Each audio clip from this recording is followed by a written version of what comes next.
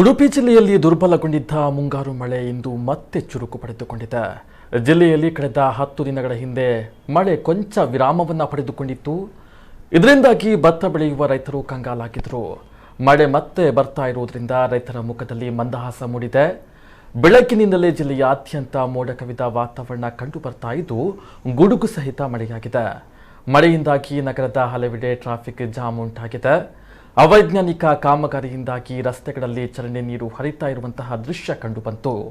ಇನ್ನು ರಸ್ತೆಯಲ್ಲಿ ವಾಹನ ಸವಾರರು ಹಾಗೂ ಪಾದಚಾರಿಗಳು ಸಂಚಾರ ಮಾಡುವುದಕ್ಕೆ ಪರದಾಟವನ್ನ ನಡೆಸಿದ್ರು.